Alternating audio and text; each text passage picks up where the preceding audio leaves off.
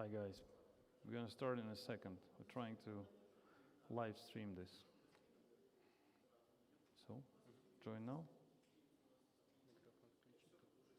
It's okay. Do I join?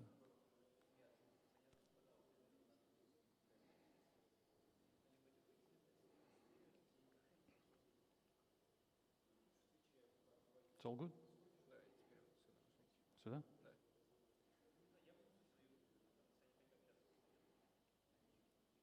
Who are these people? Screen? Jesus Christ.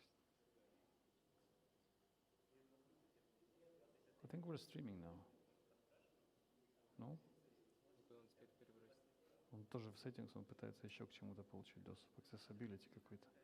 Но, по-моему, экран уже показываем. Нет, пока не показываем. Или показываем? Показываем. Нет? Да, показываем. Они видят наш экран? Должны. Нет, да. А мы уже шерим. Ну, мы шерим сейчас экран.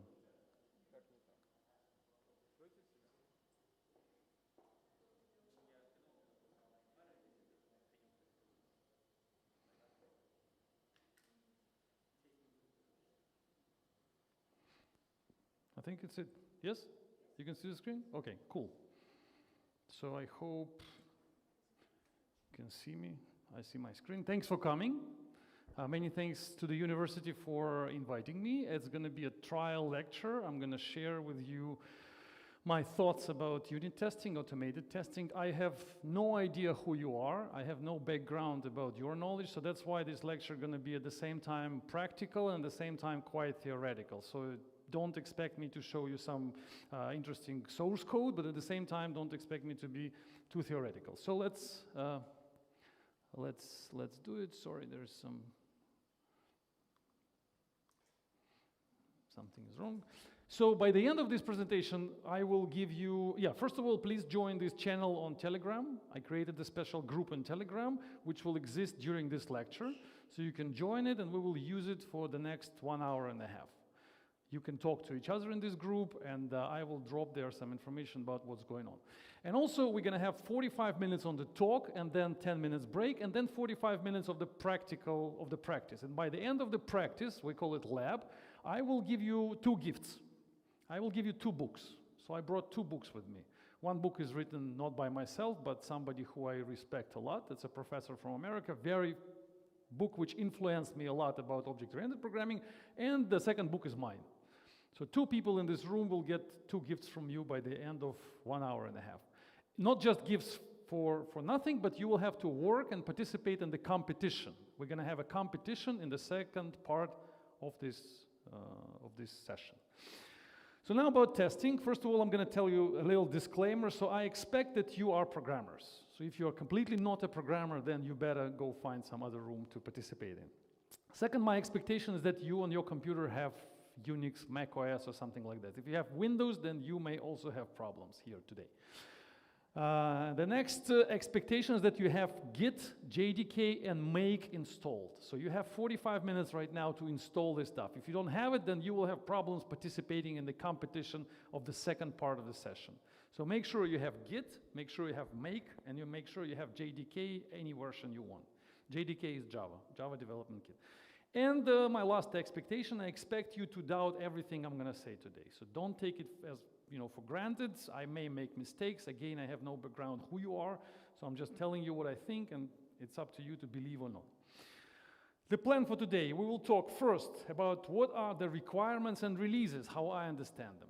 Then we're going to talk about release pipeline, also called CI/CD right now. I will share my thoughts about this, how it should be.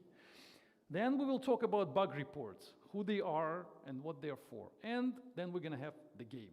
In the game, you will participate actively. You need to have your computers. What about automated testing?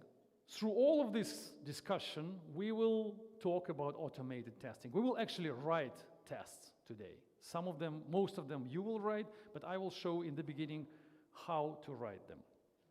That's the plan for today. 45 minutes, 10 minutes break, another 45 minutes. So let's jump to the first step. It's requirements and releases. Let's start with a practical example. Let's say we have requirements, we are programmers, we have requirements. The requirements are called, we need to create a function that calculates Fibonacci number. Who doesn't know what is Fibonacci number? Everybody knows. So the Fibonacci numbers are integers. Now the next one. So every second number is the summary of the previous two numbers. So today we're gonna write a function that calculates Fibonacci numbers, and we're gonna create tests for this function. 1, 1, 2, 2 is the summary of 1 plus 1, 3 is the summary of 2 plus 1, and so on and so forth. So probably if you are attentive enough, you will see that there's a bug in these requirements. So number 9 is not 9, it should be 8. So this bug is made by the customer. So the customer provided us the requirements, the customer wants the Fibonacci numbers, but the customer doesn't really understand how Fibonacci numbers work. It's okay, so now let's start. We're gonna write some code. First, I'll show you, again, I don't know like how deep you are, so I'm expecting that you are the juniors, for example, so I'm telling you how does unit testing works in general, automated testing, so what it is. Let's say this is our function. I'm sorry.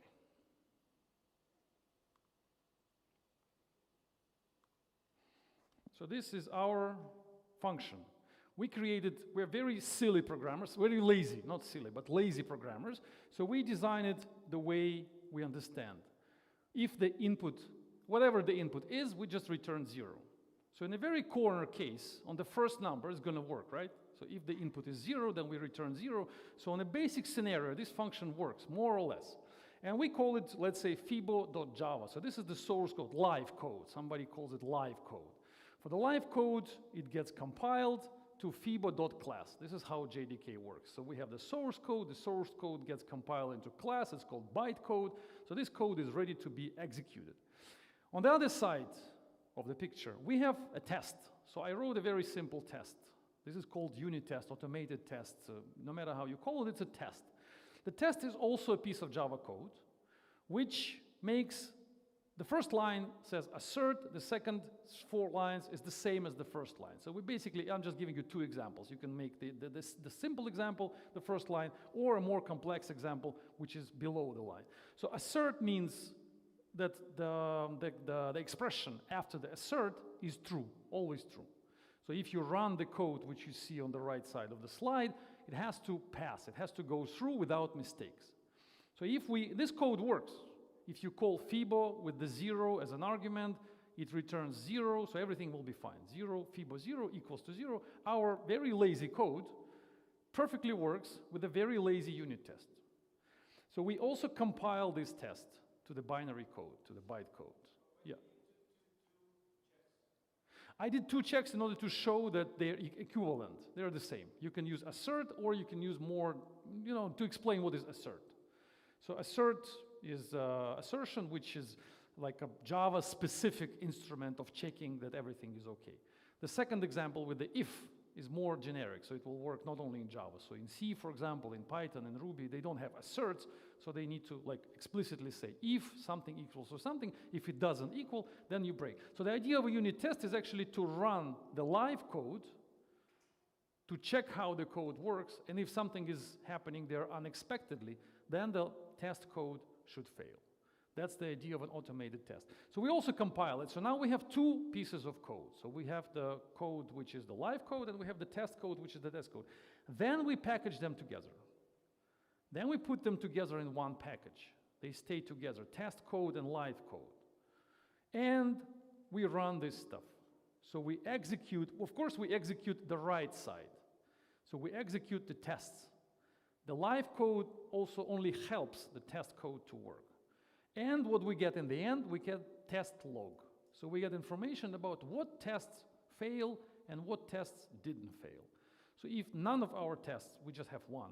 If none of our tests actually fail, then we are perfectly safe. So that's the idea of unit testing in just one slide. You write live code and you write test code.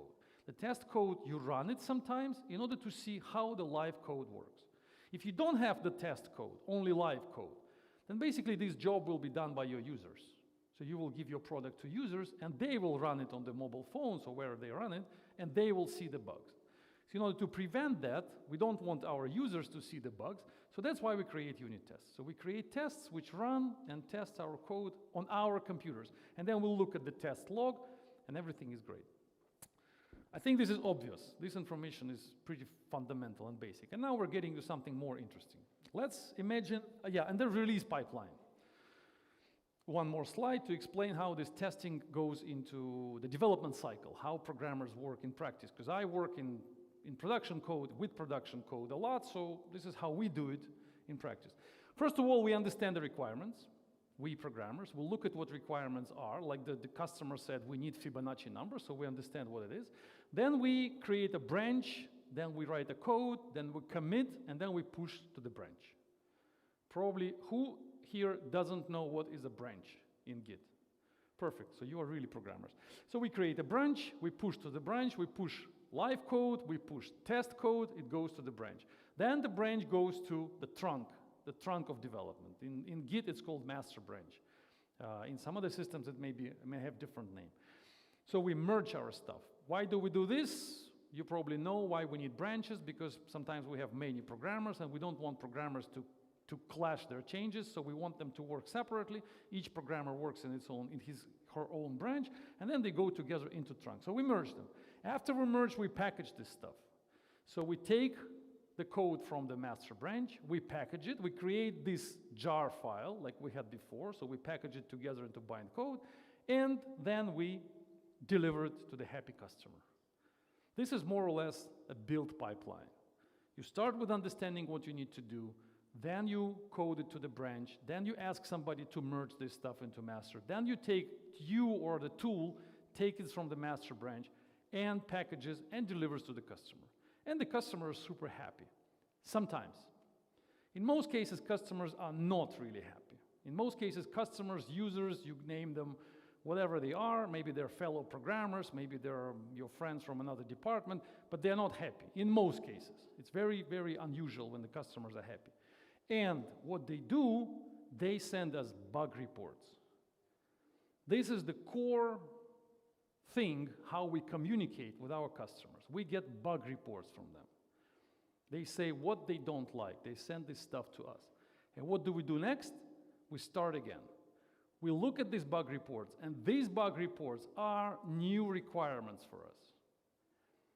Usually when the project starts, requirements are very, very vague, like very unclear. We don't know really what customers want. And sometimes customers don't even know what they want, like in the Fibonacci examples. They give us something, and then we start coding, and they run the full cycle. We deliver something to them, and they come back to us with bug reports. And then we listen to bug reports, and then we improve the code, and we run this cycle again, again, and again. My point is that the faster you run this cycle, the better. So that's the key thing which most programmers miss. So most programmers think that customers should only see good code, that our job is actually to prepare everything here, and only when it's ready, we give it to the customers. That's a wrong misconception actually. So we need to make sure that the cycle runs very often, very, very often and fast. So usually the cycle should be less than a day. So you code, you put it, you release it, you see the customer feedback, you get the bug report, you start coding again. The faster you run this, the better for your project. That's the idea. This is called release pipeline, basically, release cycle, CI, CD, whatever. There are many names for this, but I call it release pipeline. And now I'll show you this release pipeline in a practical Fibonacci example to see like what I mean by fast. Like I'm saying, it should be fast, but probably not everybody understands what exactly is fast. Like how can we make it faster than it is? I'll show you how. Now we will see some codes. So we have requirements, Fibonacci number, let's run it. So we write the code. The first very simple example of the code. This is function Fibonacci, which takes the input, 0, and returns always 0. Yeah.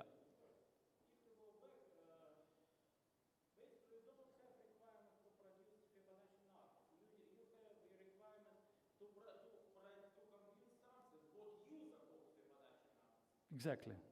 Yes. We produce something that user... Maybe, yeah, we don't know. Yes, exactly. So we write our first piece of code. It works because we have just one simple test. That's how we understood it. We're lazy. We just make something. And we want the cycle to be fast. So we don't spend a minute more. We just put it to production. We put it to production and we call it release 0.1. It is in production. We release it to the customer. And maybe the customer is happy.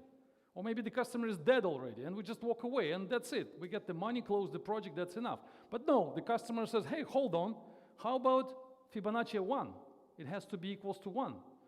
The customer says, makes the bug report number 1, and the bug report says, when I run it Fibo 1, it returns 0, so something is wrong. What do? We say, okay, let me spend some time, and I write extra 2 tests.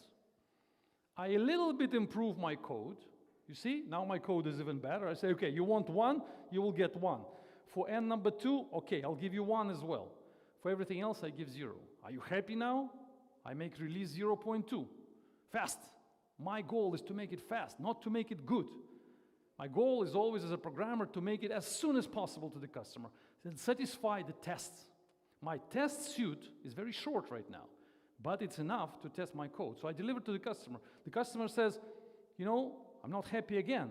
When I run, the customer comes back to me with 2 bug reports. The bug report number 2, the bug report number 3. And the customer says, you know, for number 1, it doesn't work for number 3, and it doesn't work for number 11. So I get 2 bug reports.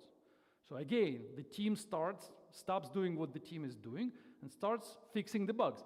My goal is always to fix the bug, not to write the code, not to make something great, but to fix the bug the customer wants me to fix and close it and deliver to the customer. So I'm making release number 0.3. Read the code. So I, in this case, getting to actual implementation of the code. So only after 3 releases, being motivated by 3 bug reports from the customer, I already have 5 unit tests. You see, assert. So I managed to write 5 unit tests, not because I wanted them, but because customer told me that, hey, you forgot this, you forgot this, you forgot that. So my code base grows. The amount of tests now is probably bigger than the size of my code. Why?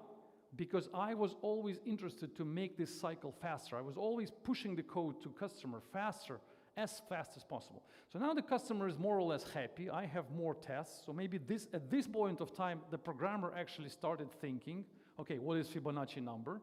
So maybe in the first 2 releases, the programmer didn't really care what Fibonacci numbers were. The programmer just gave just a few numbers just to get rid of the customer. But now, programmer is thinking, yeah, you found a bug? Yes, yeah. Equals to 2, Fibo 3 equals to, which line is a bug? Oh, if n.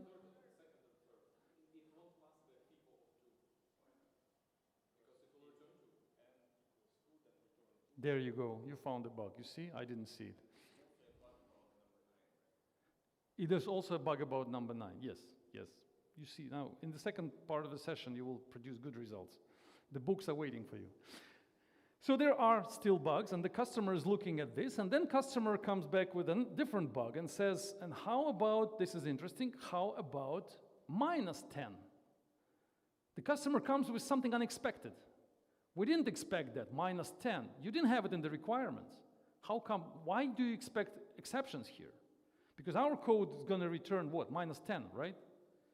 But the customer suddenly improves the requirements and says, we expect with the negative number, we accept an exception, but your code doesn't throw an exception. So now we say, okay, requirements are changed, and we release 0.4. We add 1 more test to our test suite. We make the code larger. Now the code throws an exception if n is blah, blah, blah is negative.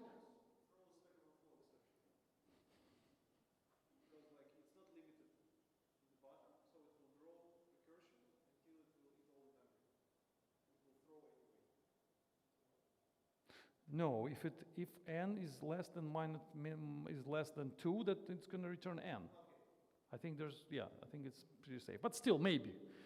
So you see, the requirements, my point is that we are always driven by requirements from the customer. We are bug report driven. We are bug driven development. That's the key idea.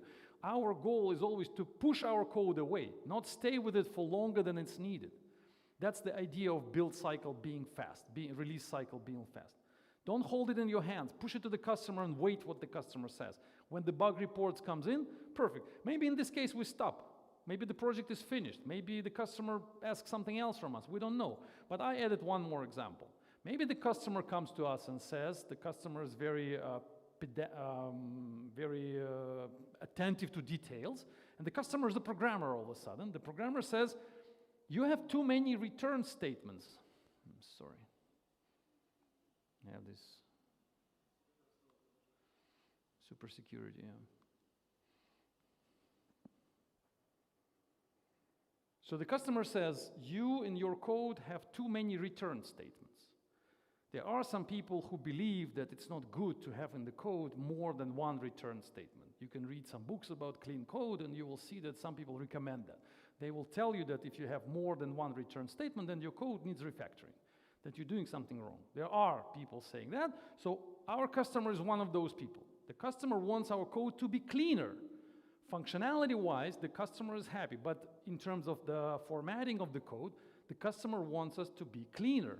So what do? We say, okay, all right, I refactor my code, and at the bottom, I add one more thing to my build, to my test suite. I introduce static analyzer, which will, for the future, in all places, make sure, PMD, for example, PMD has a check, PMD is a static analyzer, which will check that every time my code has only one return statement.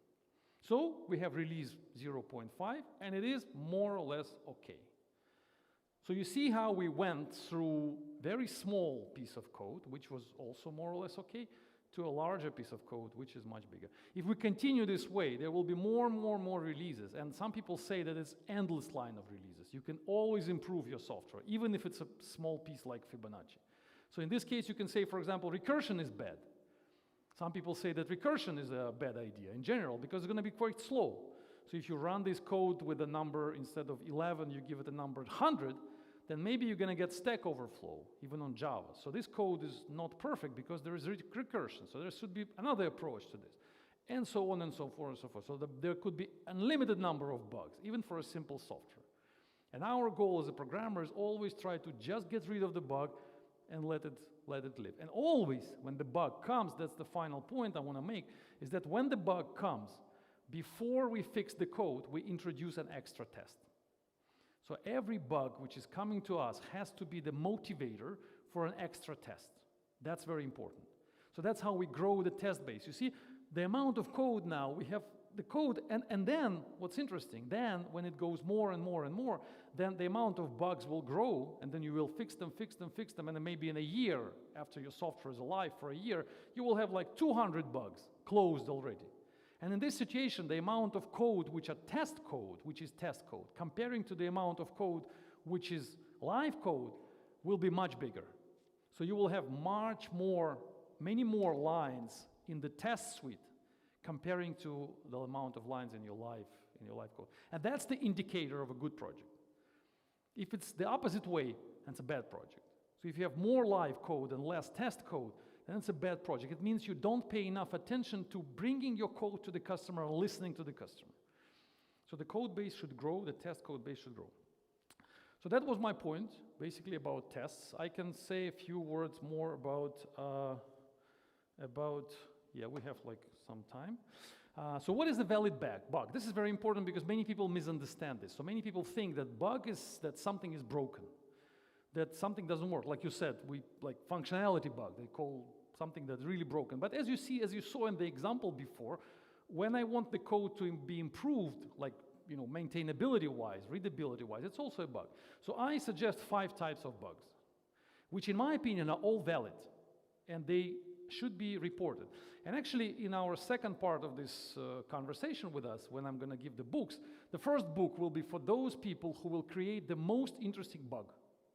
So I will give the gift for the bug report.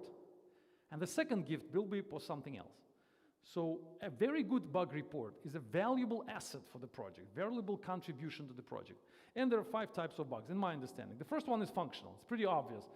FIBA 0 not equal to 0, that's a bug. If something doesn't work functionality-wise, it's a bug, everybody understand it. The second type of the bug is code style. We saw it before. Too many return statements. The line is not indented right.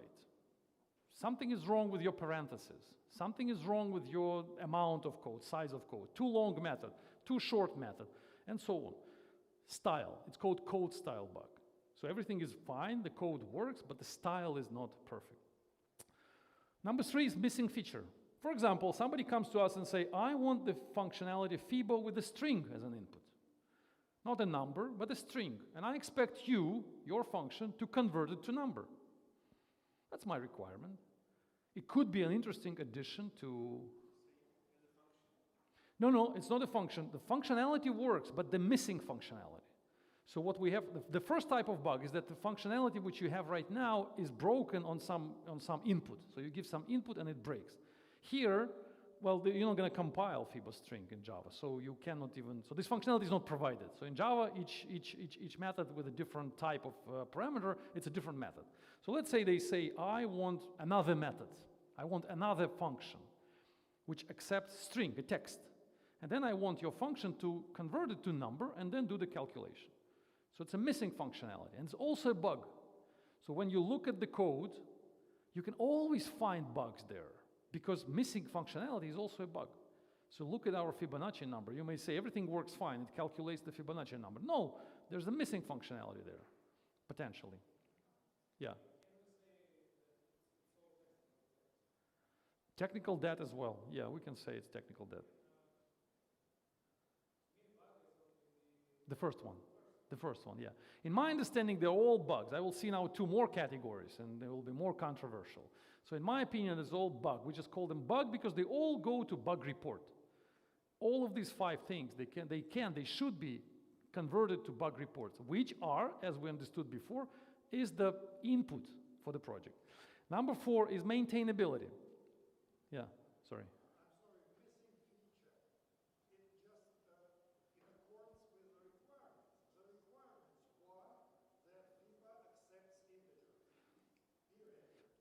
This is the bug and requirements. This is the bug and requirements.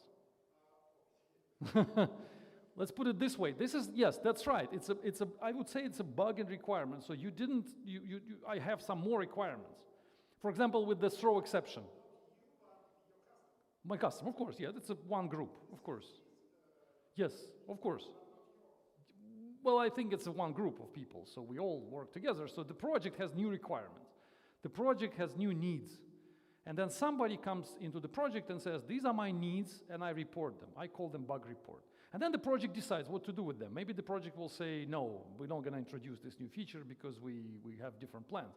But suggesting these features, I think there are also the like bugs in scope. For example, the exception throwing, like -10, supposed to throw an exception. Where is this feature? This feature is missing. So we need this feature. How about string? Where is this feature? This feature is missing, so we need this feature, and so on and so forth. And the next one is the maintainability bugs. For example, I don't understand how FIBA works. That's a maintainability bug. So I cannot maintain this code. I'm a new programmer. I open your code base. I read your code, and I don't understand something. Why? Because the code is messy, the code doesn't have documentation, the code doesn't explain itself, blah, blah, blah. This is maintainability bug. It's not my fault, it's the fault of the code base. The code base needs to be improved, and I report it.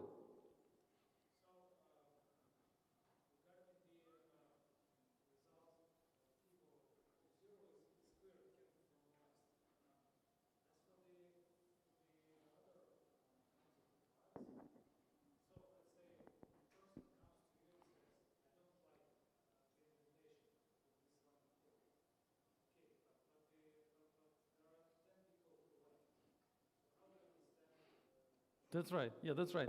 So any bug is valid as a bug, but it doesn't mean that any bug will be accepted by the team.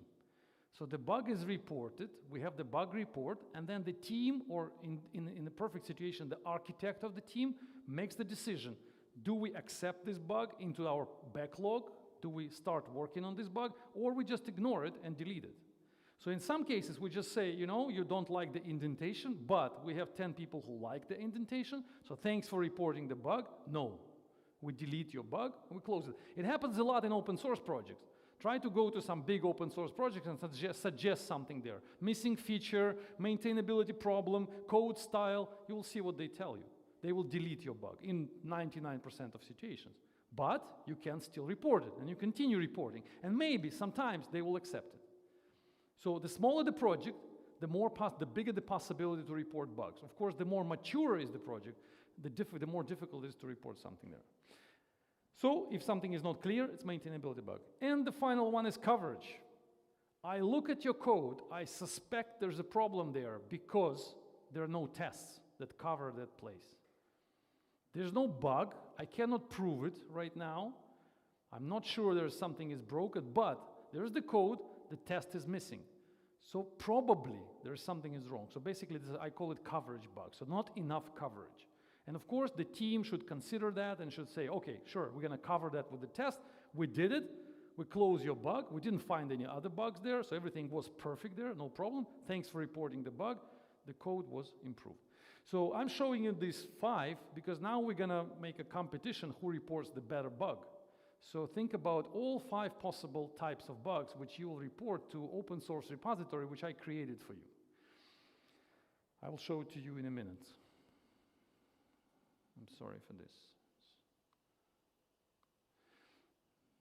So we have a few more slides, actually 2 more, 3 more. So to summarize, so if you look at your projects, what's going on with you now, remember that you have to run this cycle faster, release faster. So first of all, the first release, that's the first principle. When I look at software project, I decide whether people are doing proper development or not. The first one, the first release, when you start something new, should be delivered to customer in 2 weeks or less, even 1 week. So when the project takes, we're gonna develop for about 6 months and then we show it to the customer. In 6 months, we're gonna have the proper result. It's completely, people don't understand what they're doing.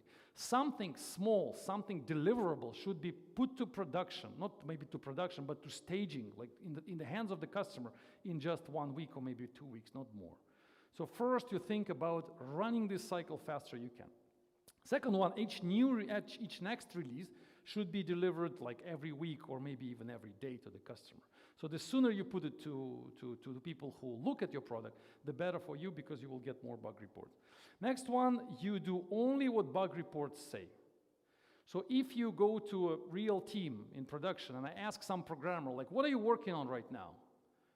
And the programmer says, we are improving. I'm saying, what is the number of the bug you're fixing right now? Oh, I don't have the bug, I'm just developing. Then something is wrong in the team. So every programmer should work in any moment of time on the bug report which has a number. In this case, the team is properly disciplined. So all the things we do, except the period of the first 1 week. So during the first week, we don't have bug reports, we're just improvising. But then after that, we start only listening to bug reports. So every time you do something in your personal project, in your GitHub project, in your open source project, every time you want to do something, first make a ticket and explain, I will do this. And then you start working on the ticket number 17 or something. So make bug reports for yourself even if you are alone in your project, if there is nobody else, but still make it a discipline for yourself, like a habit. So every time you work on something, there has to be a number of the bug report you're fixing. Maybe make bug reports for yourself, but out of these 5 categories. And of course, like I said many times, you have more tests than you have production, then you have live code. This is the indicator of a good project. If it's not this way, then again, something is wrong. And now, a little philosophical summary. So some people think that we make it perfect before we give it to users. Probably now you understand that that's a false objective. So this is not how it should be. You don't make it good before you show it to the user. Instead, you give it to users in order to make it good. So you only can make it good by giving it to users, getting bug reports from them, fixing those bug reports, and then the product is perfect.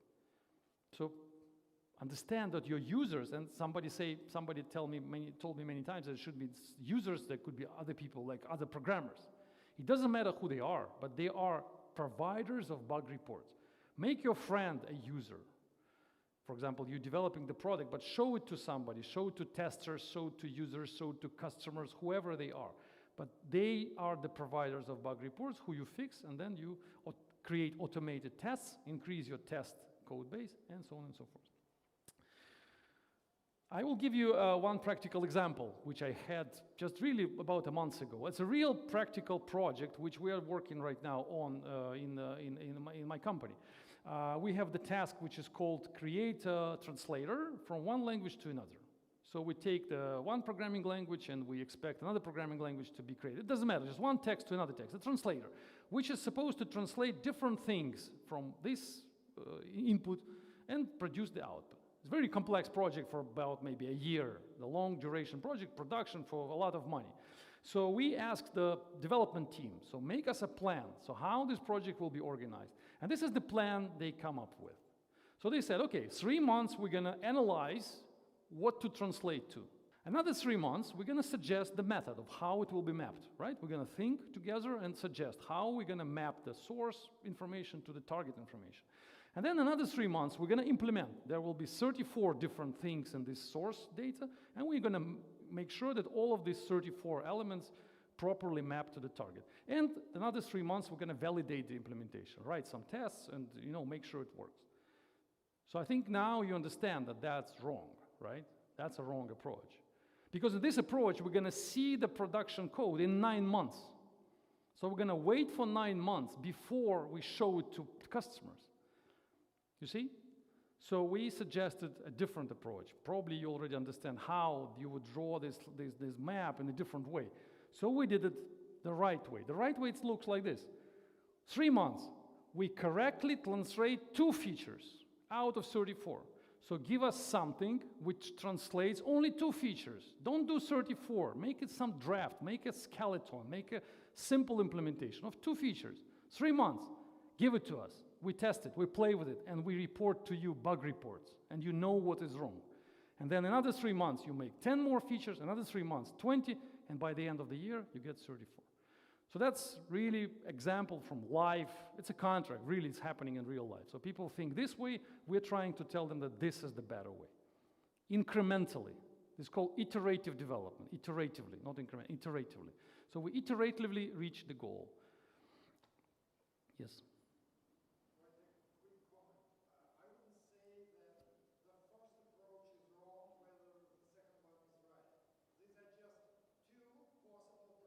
Right. Yes, exactly. Because the first one is definitely not wrong. Sometimes when a project has a kind of very big design part, we need to spend much more time to design the system instead of implementing 2 or 3 features. It is often not possible to just limit yourself by 2 features. We should think about how the whole project is organized. So, again, both approaches are Possible. Right. Right. So, my suggestion, to rename wrong to left. Left and right. Okay.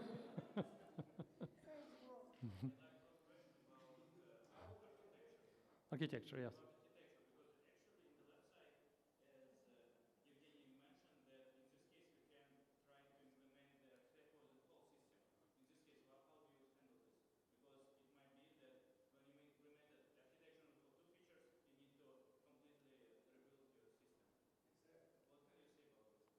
Yeah, I think it's good that you rebuild your system after 3 months, not after 9 months.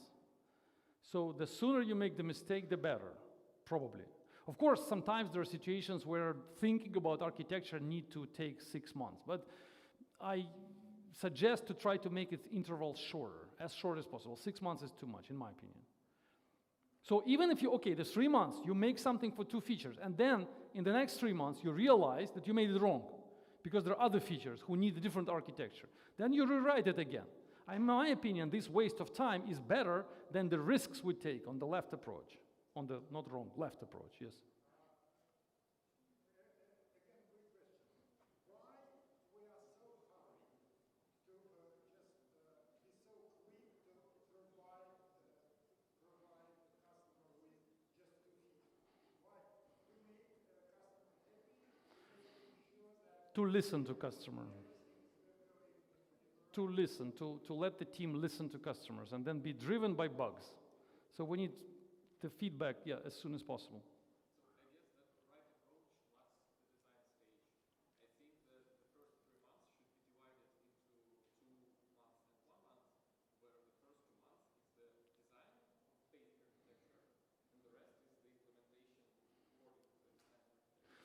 Yeah, good comment, but I think that the design should happen on the background. So you cannot, as a developer, design for two features, design architecture, without making the design, so without thinking what is the design. So you have to do it. So it's you know, it's like, I don't know, we need to drive to Kazan and then drive to Moscow. And then where is the shifting the speeds? Well, actually, when you drive, you shift your speeds. That's happening automatically. So you don't say like you shift to the first, you shift to the right. So something happens on the background. So we just say drive this way and drive that way. So architecture, design, testing, analysis of the requirements, delivering, configuring the pipeline, installing Git, installing Windows, configuring your computers, all of this stuff, having meetings, talking on the meetings, going to the office, going back, sleeping, eating, all of this stuff is happening on the background. So we are just identifying your milestone, but we need something to identify the milestones. So this, the left way, I think, is more about saying that we're gonna sleep, we're gonna go to the meeting, so we're saying, talking about the wrong things. On the right side, we just incrementally, iteratively focus on what's important for us. Yeah.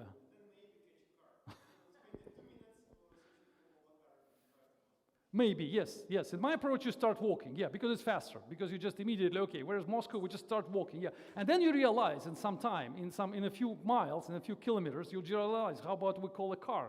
Yeah, you will do it. But maybe at that time, everything will be done already, I don't know. Maybe you will decide Moscow is the wrong destination. But in your approach, you call a car, book a ticket for a first class flight to Moscow, and then you sit in the plane and realize, oh, come on, it's the wrong destination. We should fly to another city. So I'm suggesting start walking, and by the way you walk, you think, where are you walking? So yeah, it's a good metaphor.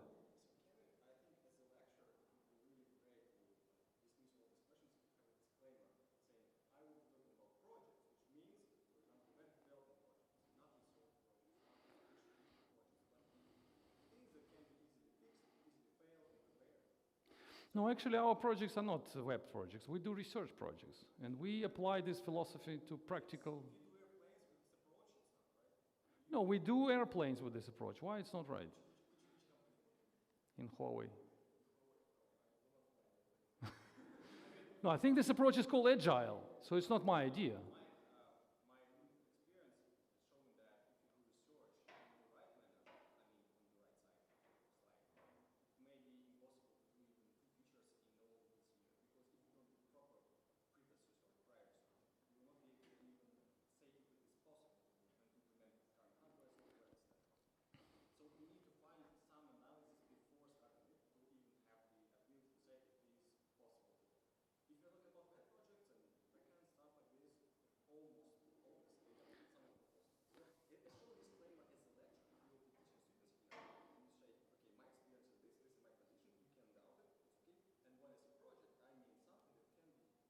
No, but that's wrong. It's a wrong disclaimer. It's not true. I think this is applicable to real projects. Actually, I'm taking this idea from Rational Unified Process, from IBM.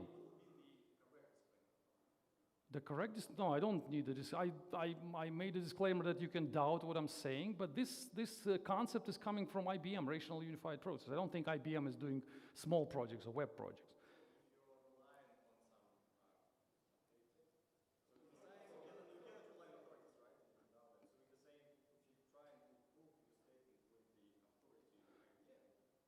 No, I'm not trying to prove. You're saying that this is applicable only to small projects.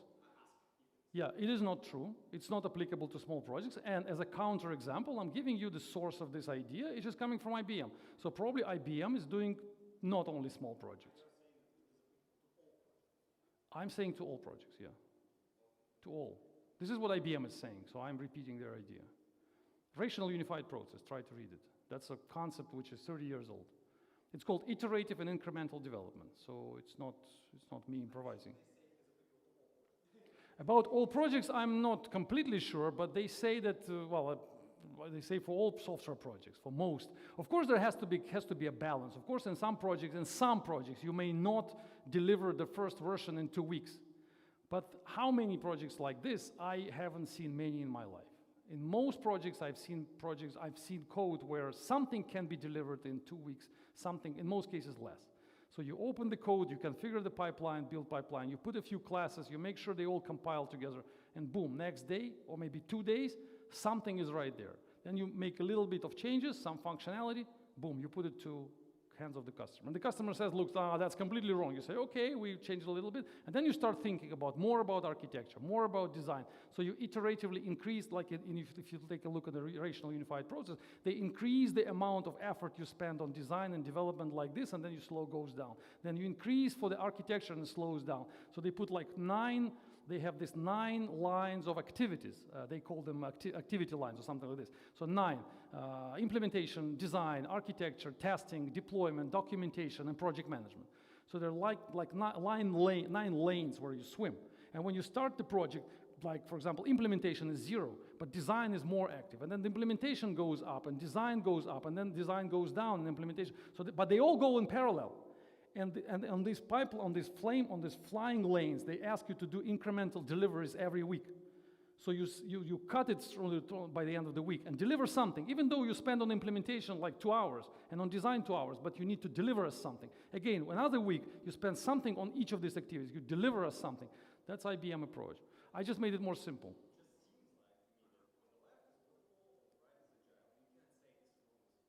Yeah, that's what the point Evgeny made, yeah. Yeah, we agreed, it's left and right, yeah. It is waterfall, it's more waterfall, yeah. And some people say waterfall is okay for large projects.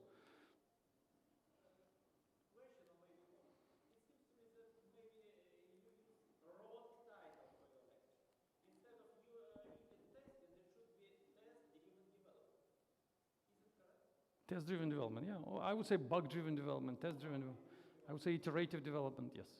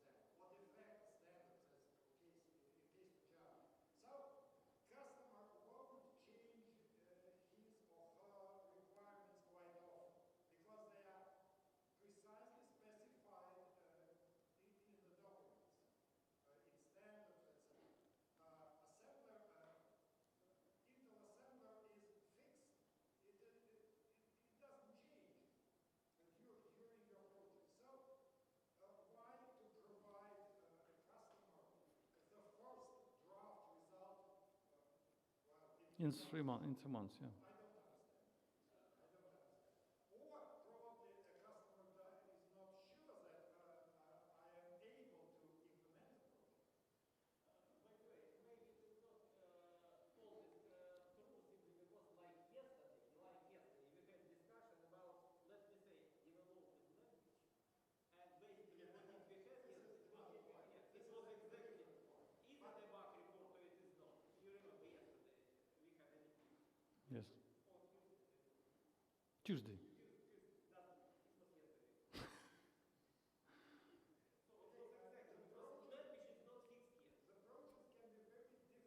Could be very different, yes. I was talking just about your Scope definition. Yes. Yes. In real life, you will have different situations, of course. They're good points, definitely. You will have different situations. Sometimes you will spend more time on design, more on development. But try to, if it's possible, try to be quicker in delivery, if possible, of course. Sometimes maybe there are situations when you need to really think about design for longer. Maybe the customer says, wait, we will change requirements. So how about you wait for a few months? Sometimes it happens, yeah. But in general, if it's a simple project like web design, like you need to faster, so do it faster. So I'm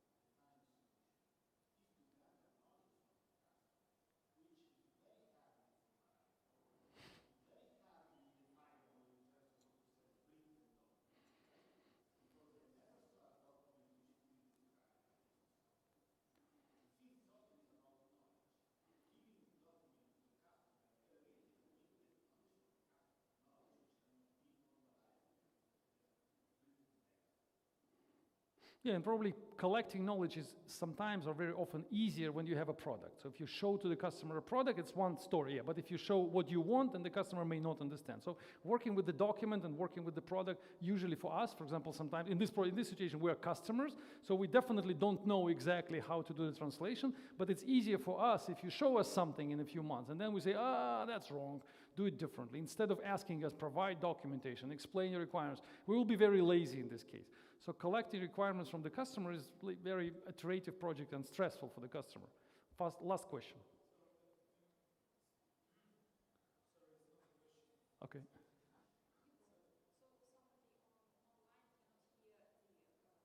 I will repeat the comments. Yeah, okay.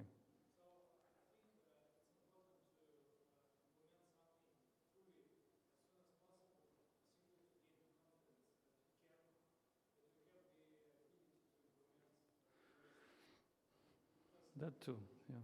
So, yeah, it's a good comment. So the comment is that sometimes we get extra confidence when you implement something faster, and then you put it to production or to staging, then you're more confident that the project is potentially could be successful.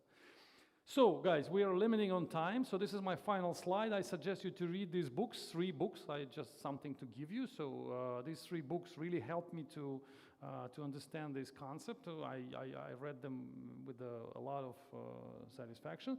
So these 3, make a screenshot. And after that, we go to the small break of 10 minutes. And then who other programmers can stay. We're going to have a small, I hope, interesting competition. By the end of the competition, I will give 2 books. First book is to the best bug reported, and another book to those who will manage to merge the biggest amount of pull requests to the source code which I created for you. So this is the repository on GitHub. You can open it now before the break. So you have 10 minutes to research it. This is the name of the repository on GitHub. So open it up. This book goes to the best bug report. This book is called Object Thinking. In English, both books. So this one, you will have exactly 45 minutes. This is the rules of the game. You will have exactly 45 minutes after the break. You just go to GitHub, you look at the code. There are 5 classes in Java, very small, very primitive. You submit bug reports. The most creative bug report, the most interesting, the most valuable, will get the book. I will be the judge. And the second book will go to, this is my book, called Junior Objects. This one will go to the biggest contribution, which I will count by the amount of pull requests. I will merge your pull requests. So look at the codes, and remember that the pull request should always be connected to the bug reported.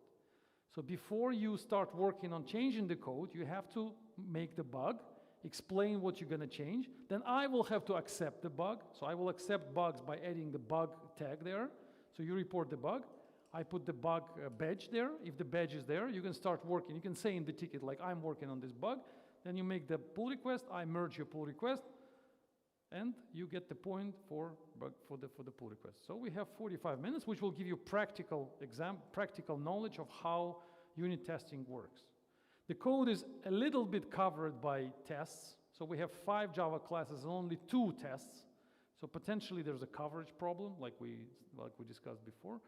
So we are ready to start a short break, and then after the break we start. I'll be sitting here on the computer, and you will see how I review your pull requests and your bugs. So it's all going to be live presentation. Okay, thanks for listening. 10 minutes, then we continue.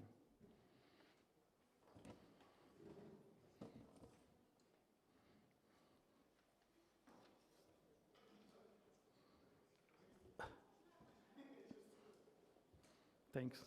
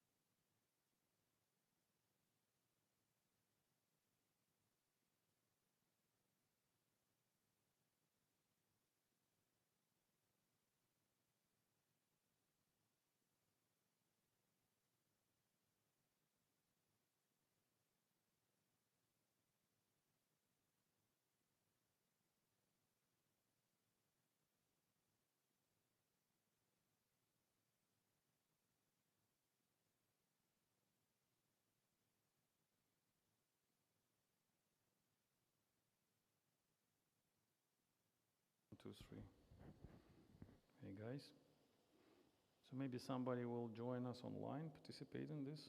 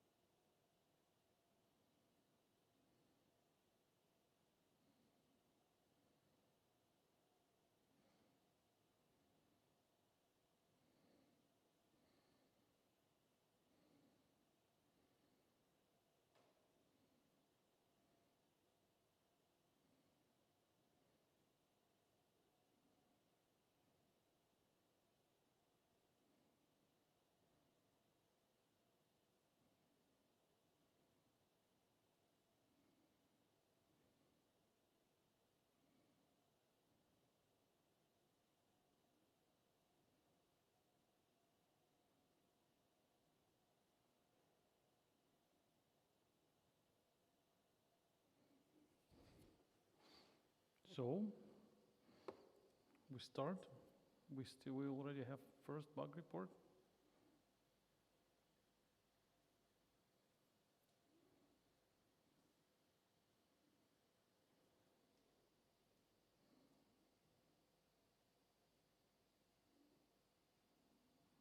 Okay, good one.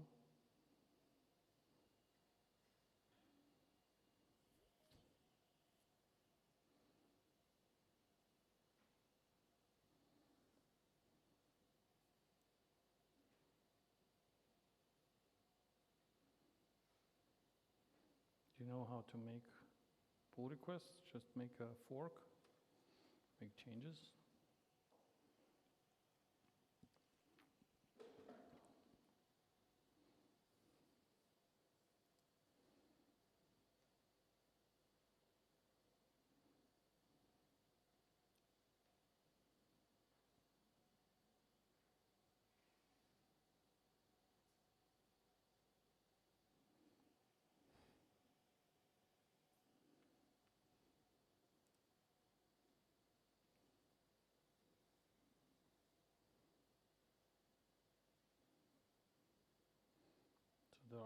basically this repo. I think people from online can also join us in this work.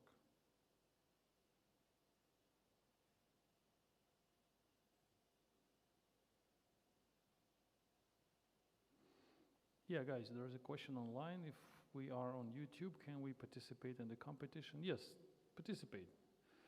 If you really make something good, then I will send you the book. But of course, it's better to give the book to students here. But we have 20 people online, and maybe like 5, 6 people in the room. So I think online team can actually show us some. Here's the repo.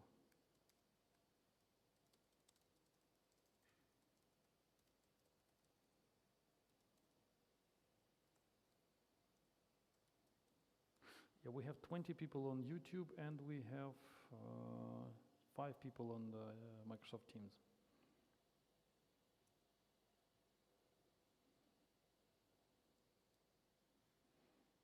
I have 2 more bug reports. It's like a sport competition.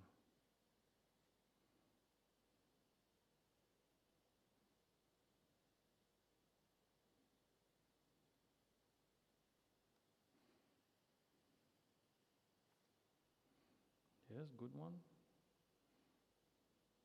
Good bug.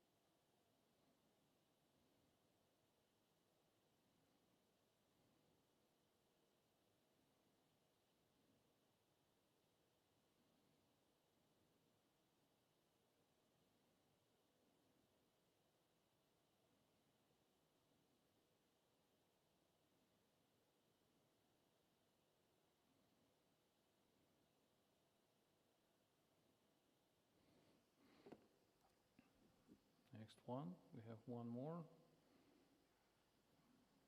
Not enough coverage, I agree. So you remember the best bug gets the book and the biggest amount of pull requests. So far we have one pull request which was submitted actually before, it was a few days ago. So, but I'm not gonna merge this one because it's too big.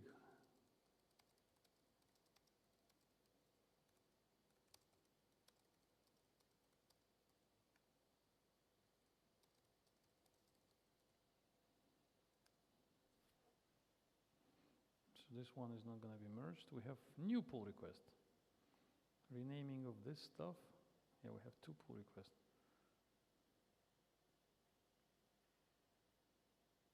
Okay, let's wait for the one workflow approval. Okay, we approve. It's a new feature from GitHub. We're waiting for the build because we have continuous integration configured here. Pretty fast, but still, there's a Java compile and Java run. I didn't even check the code, you see, let's see what's there. Inverse, reverse. Yeah, I think it's just a simple renaming.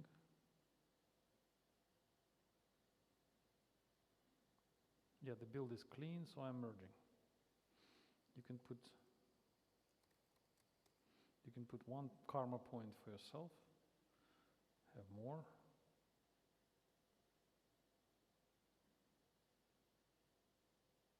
Change to standard classes, no logic change. String builder, reverse string. You see, they just replace, but they use indentation of 8 instead of 4. I don't like it.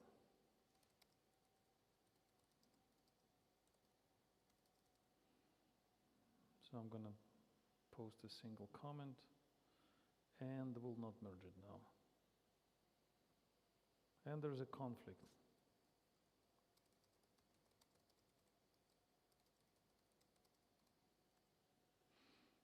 Okay, go back to pull requests. We have some issues. Requirements are missing. Don't have them indeed. That's right, that's a perfect bug. Important one, because we don't know what this library is about. Type in the name and verse of the method. It's already fixed. Where do we fix it? We fixed it in 8. So it's a duplication, and we closed. There you go. Not good. Inverse will fail for non-empty string, description, suggestion.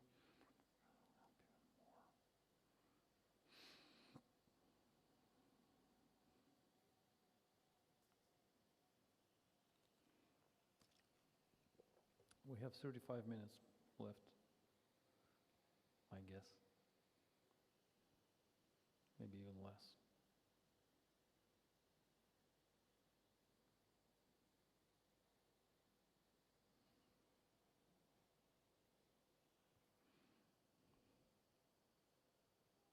Waiting, nothing new.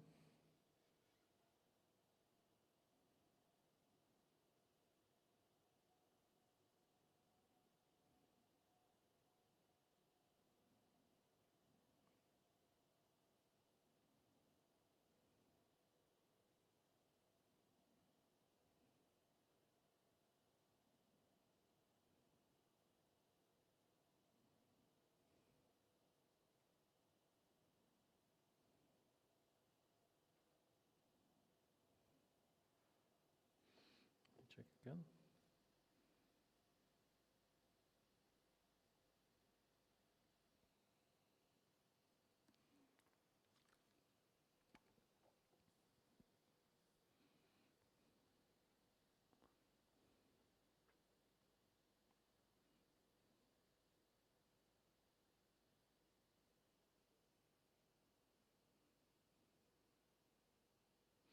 Yeah, they say it's too quiet. Okay, I'm gonna speak a little bit louder. These people online. We have more, we have 25 people online.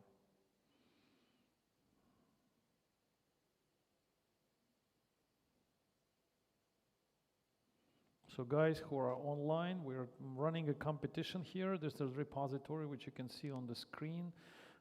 You are welcome to submit bug reports to this Java library or submit pull requests which fix those bugs. So for those who submit the most creative, the most valuable bug, there is a gift, a book by David West, Object Thinking. And for those who submit the biggest amount of pull requests, there is another book, Junior Objects, from me. So you're welcome. They say continue with your talk. The talk is finished already. We had a talk half an hour ago. It was recorded, so you will get the link from me later. Now we have a competition. The practical work after the talk. So we have some students here in the room. We are actually in Innopolis University in Russia. Let me say where we are. We are in Innopolis University in Russia. It's a great place. If you're thinking about getting education in Russia, then come here. They say, please repeat this talk. No, can't do that. It's too late.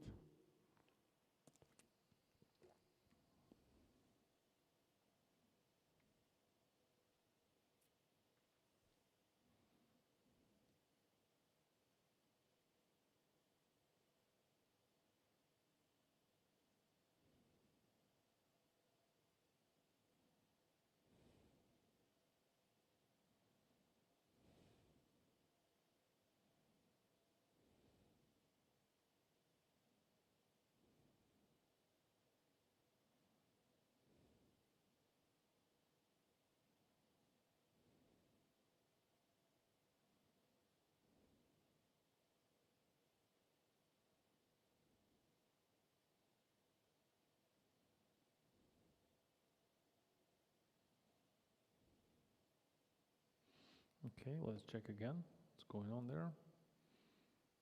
We have one more bug. Yeah, that's a pretty good one. This indeed, I think it's a bug. Let me read it carefully.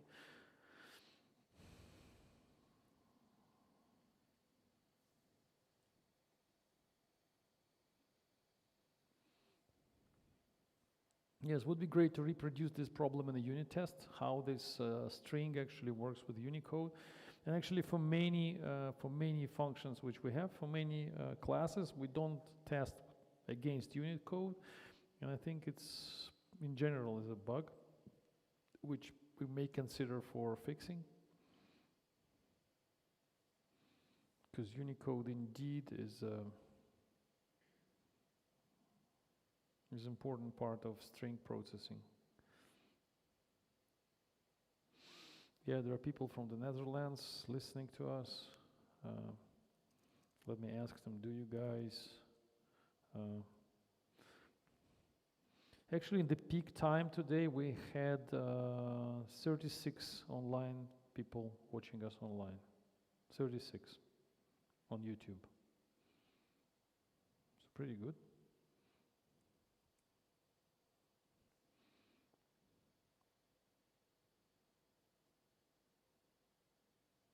Again, another bug. Following one fails. Count AQ. Okay, it's a good one. Let me fix the formatting a little bit to make it look nicer. Yes. So for those who are making pull requests, you're welcome to pick any issue. There's already 6 open issues. So you can open any one and just fix it to make a pull request, or you can think about creating new issues.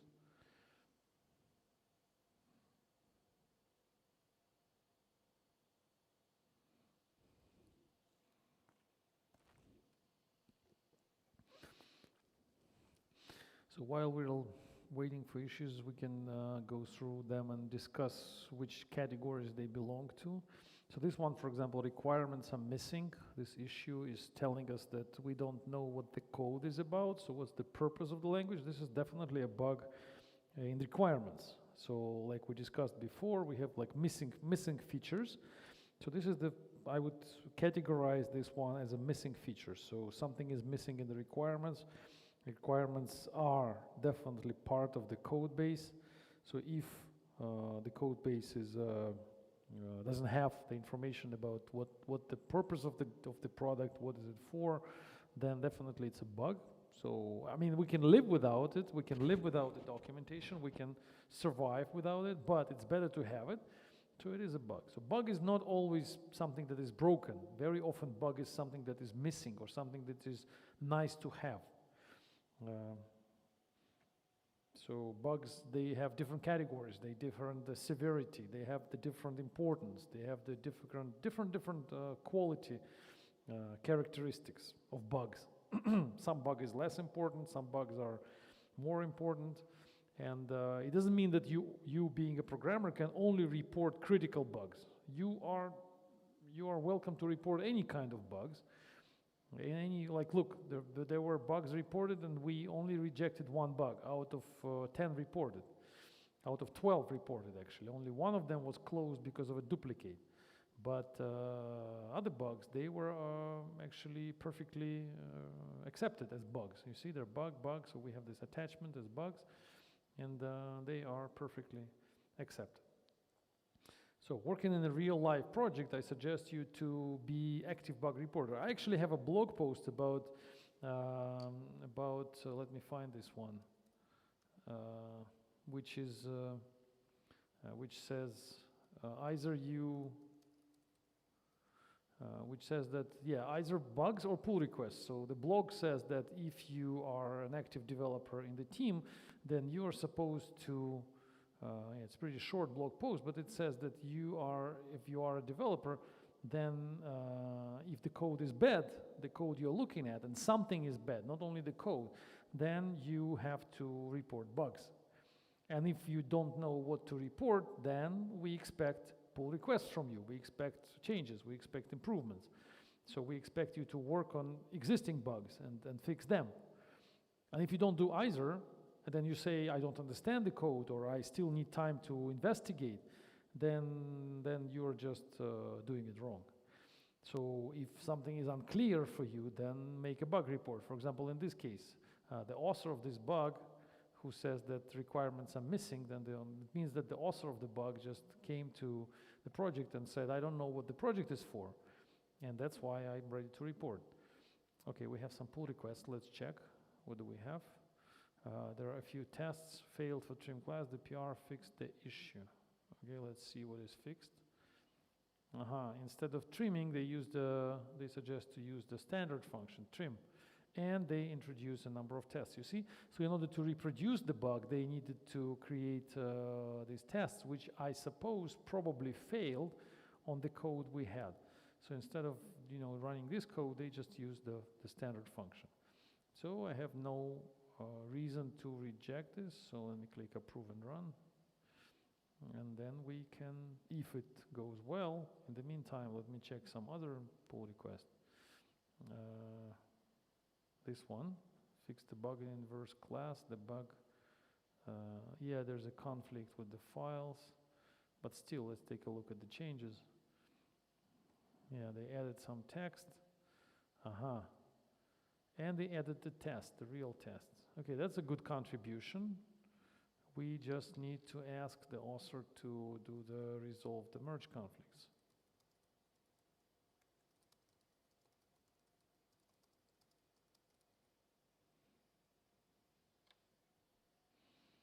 Because this one cannot be merged, and this one probably can. Let's take a look at the build status.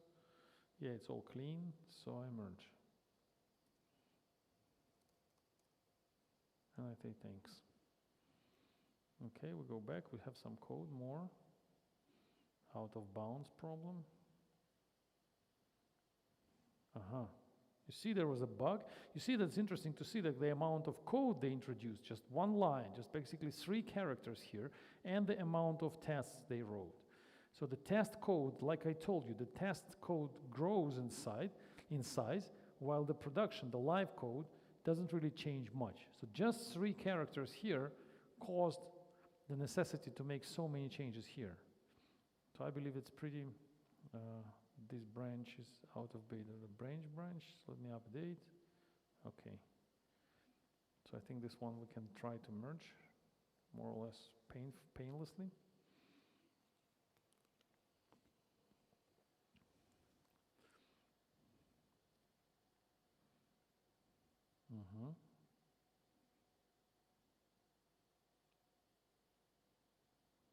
Good. This one goes in.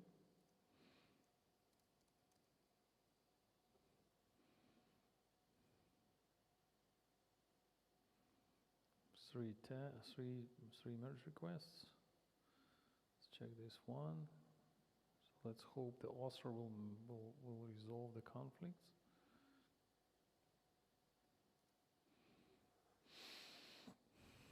What's happening here?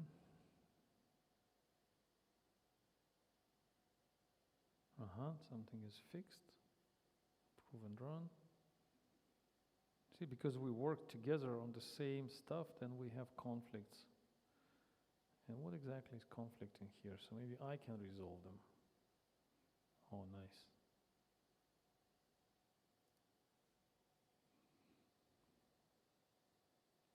This one is closed. Okay, no need to touch it.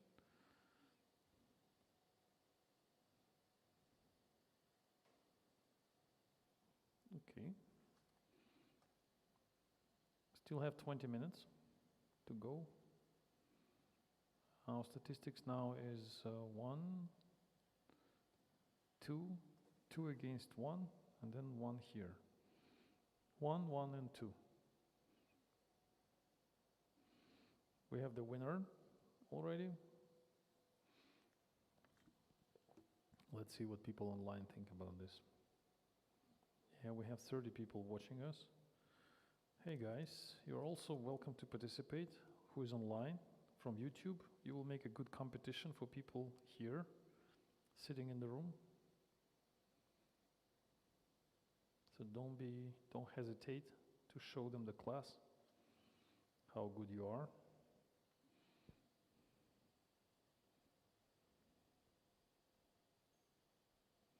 So let me get back to the discussion. So in general, when you join the software project, and in most cases you will not understand what's going on there, and usually people say, I need a month, I need 2 months to understand what's going on there, to learn the code base before I can start making changes.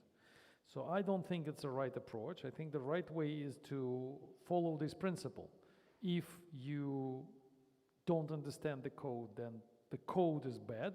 So requirements are bad, the code is improperly written, maybe there is no enough tests, maybe there is not enough details, and so on and so forth. So there could be many things. But you have to report them. So you shouldn't solve them by yourself. If something is unclear, then your responsibility is to make a bug report, and that's how you make a contribution to the project. Because by learning the project, you don't contribute anything. By learning what's going on, you're not helping the project. You're only helping yourself. But if you contribute with bug reports, then the project actually gets stronger. Because the more bug reports you bring, look at our example. We have a really simple, very stupid, library of Java classes, but we already have the knowledge base of 12 bug reports. So if somebody will come to this project tomorrow, these people will see our cumulative knowledge which we collected, which we gathered over the last 25 minutes. And imagine what happens if we continue going this at the same speed for 3 months, for example.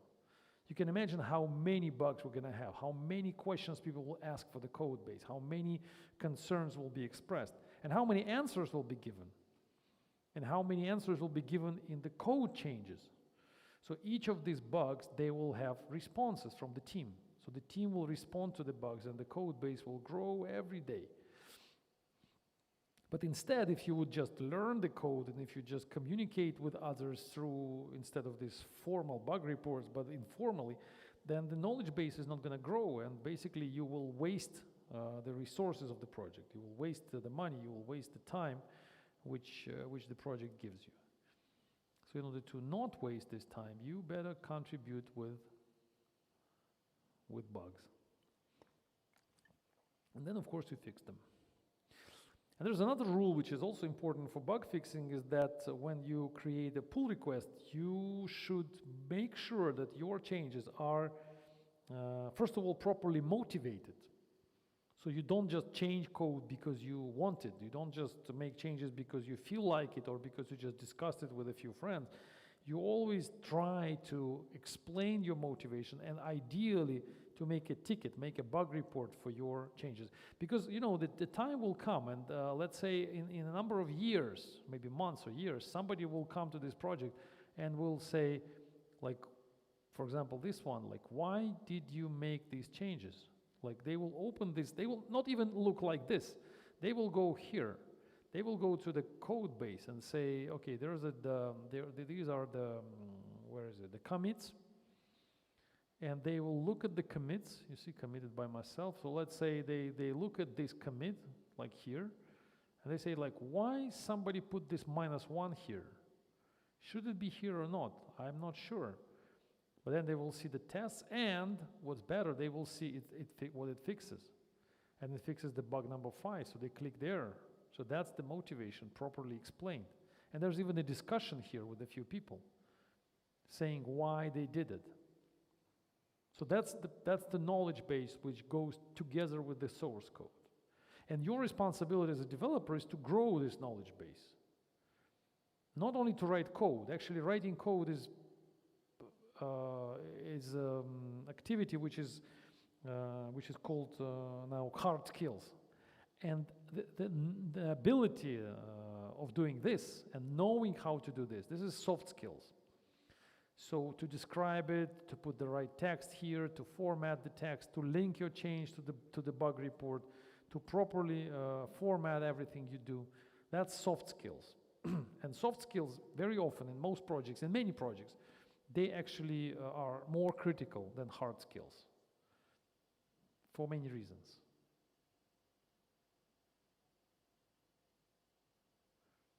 For many reasons. So people now care more about your soft skills than about your hard skills. So coding by itself and writing functions and algorithms and solving hard problems is of course important, but I think in the majority of situations less important than the ability to, in a disciplined way, contribute to project artifacts, making tickets, bugs, formatting them right, and so on and so forth. So let's see what we have. Do we have something else more? Still looking, still waiting. We have a little bit more than 10 minutes, and then we get a winner, and we give a book. So far, if I look at the bug reports, which one is the most interesting? I would say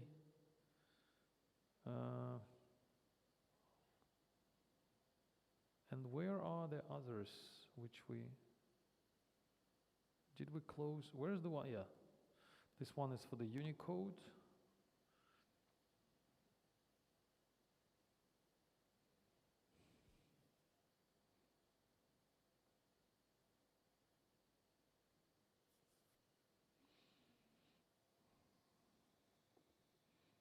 And look at what's going on. So this code, which is, okay, it's quite simple, but still, we showed this code just a few minutes ago to the room, to people who never saw it before. And we already managed to collect 5 successfully merged pull requests. The same should happen in your real project, where you have thousands of lines of code. The moment anybody joins the project, that person has to be able to immediately start writing code, start making changes. And if it's not happening, then something is wrong with your repository, something is wrong with your discipline. So probably you do not allow people to contribute quickly to repositories they have. But you should. You should design your code base, design your management environment, so that people are very motivated, and it's so easy for them to jump in and immediately start doing something. One of two things. When people join the project, they should do one of two things. The first one is making pull requests, like changing the code. And the second one, like I said, submitting bug requests, bug reports. Not learning, not reading, not studying, not thinking, not designing, not talking.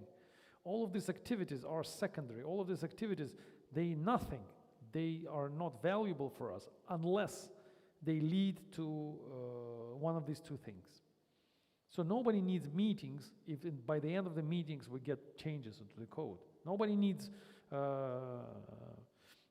documents and architecture documents and design documents if we don't have bug reports and pull requests by the end of the project. So the progress of a project must also always and only be measured by these two metrics: the amount of bugs and the amount of pull requests, merged pull requests. All other metrics are less important, much less important.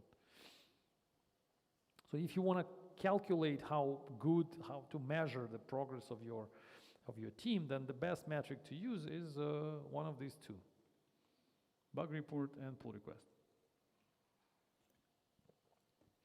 So 10 more minutes and we finish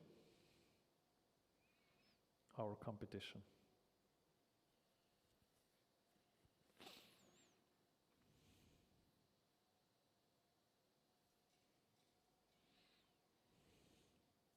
The lecture, which was half an hour ago, it was recorded, and it will be published online soon.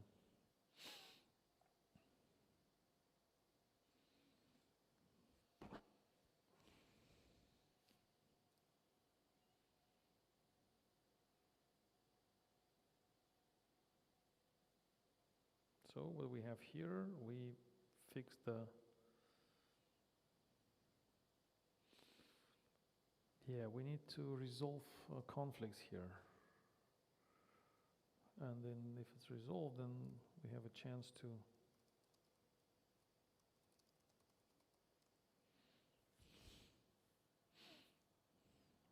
chance to merge this body.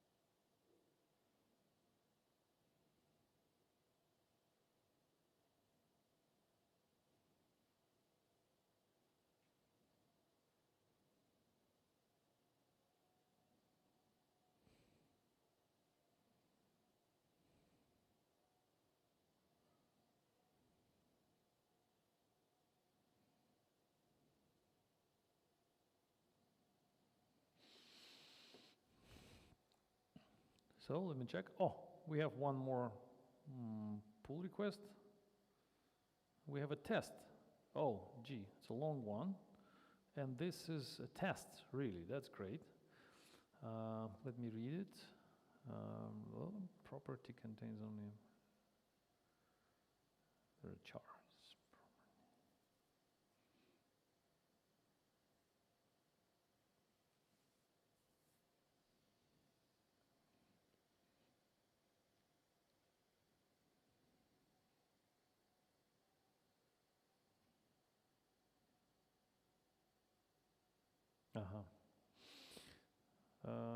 It's interesting. So there is a good test here, but it doesn't have any assertions.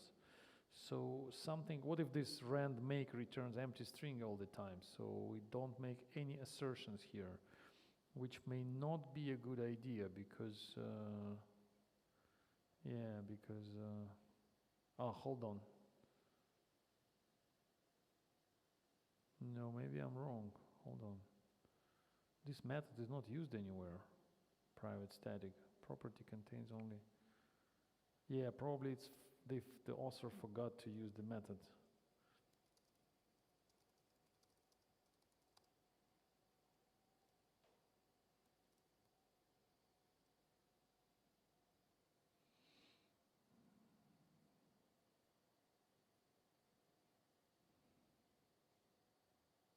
Oh yeah, see? He says it here, that's good. So, and update branch, can we do this? Oh. And we have another unit test, another pull request. And we have 7 minutes to finish. Oopsie. Reverse.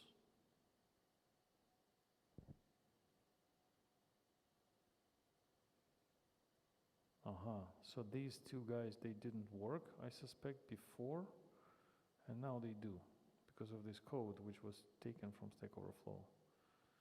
Nice, you see this is a good comment here, explaining where it's coming from. So this was my implementation, and now they introduced the proper implementation. Well, if this stuff works, now I can trust my tests. You see, I have some tests here, and they work according to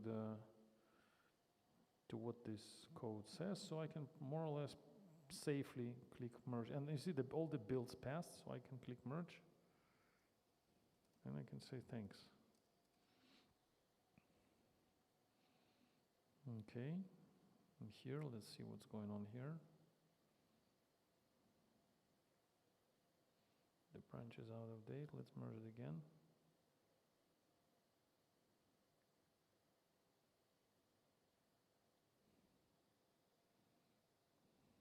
Let's wait and let's see the code now. Was it updated? Yeah, that's how it works. They use assert here instead of our assertion, so they use assert, which is okay, I think. Assert, blah, blah, blah. static method here. So this is like a supplementary. You see that you just make the, actually this was possible probably to use this stuff right in here, but they decided to, for some reason, to use the static method. That's okay. I think it's acceptable for our situation. In production code, I would say no to this, but here, oh, it failed. You saw this, the build failed. We can look at the details. So what happened there? Yeah, exception in thread main, assertion error. So something was wrong. I don't know. I don't have, I can say to the author of the ticket, there is a build failure. Please take a look. Okay, we'll go back. See, now code base, our code base is much better now. If you look at, for example, this code, like the reverse. Reverse is much more powerful now. It was changed. Trim is also very simple now. You see, it was much larger. Upper one, nobody touched. And matches, yeah, matches nobody touched, I believe. Rand is, we're trying to fix it now, do something with it. So let's wait for this. And we have 4 minutes. 4 minutes to go. We have one winner for the pull requests and one winner for issues. So who's going to be the winner for issues? Yeah, we can open anyone, not just open ones, but all issues. Yeah, they were reported there are 12 of them. Is it 12 really? Oh no, the pull requests also count. So for the tickets we have 4 and 4, 8 issues were reported so far, and I believe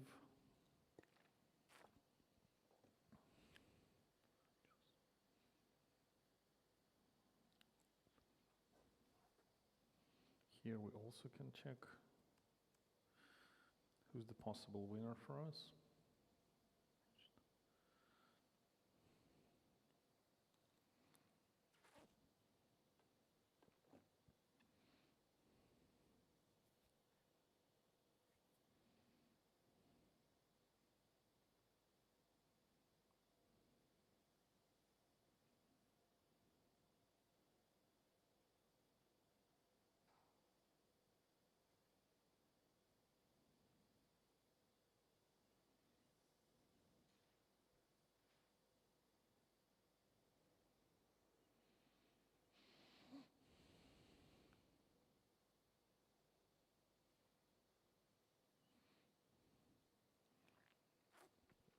Two minutes. 2 minutes to go. Hurry up, guys.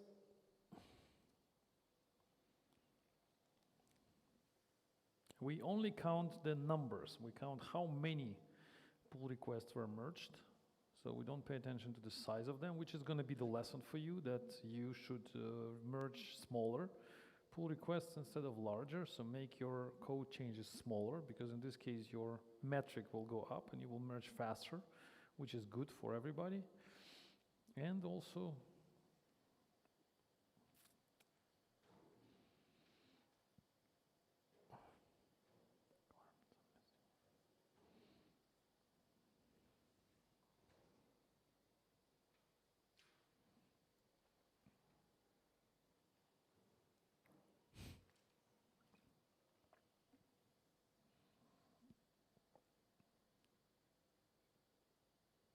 okay.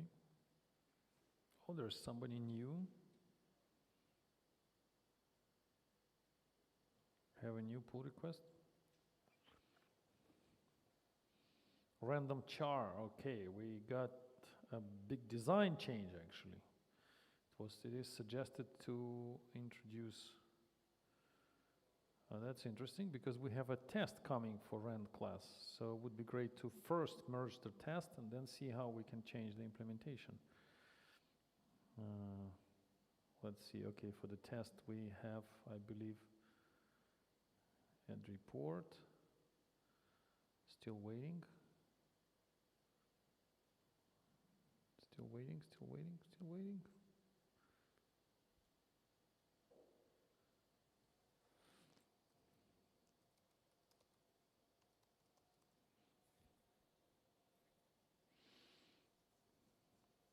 Okay, now we are ready to finish, I believe. Classes have inconsistent interfaces.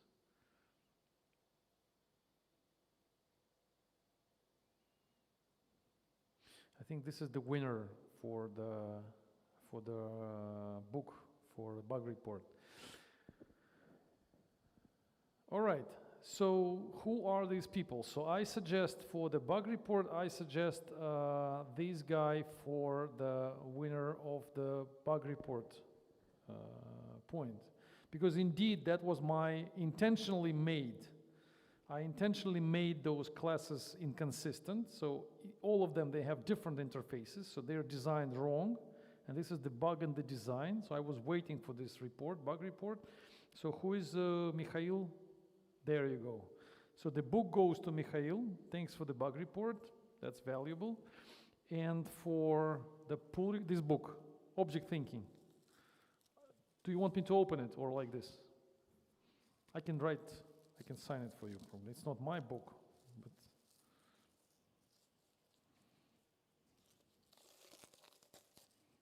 there you are.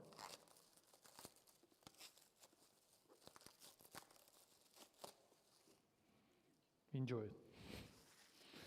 Okay, thanks. And now we go for the pull request until pull request 18 is merged. So let's take a look. What is 18? 18 single responsibility principle. Okay, but still the numbers, I think, if we look at the numbers by closed request, then we have 1, 2, and 3 from this user, and we have 1 from this one. So even if we merge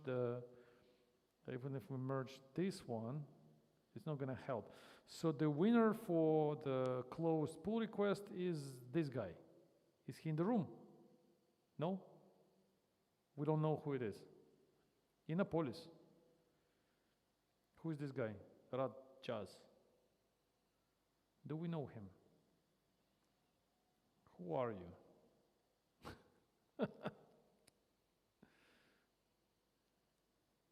We don't know. Can we find out? This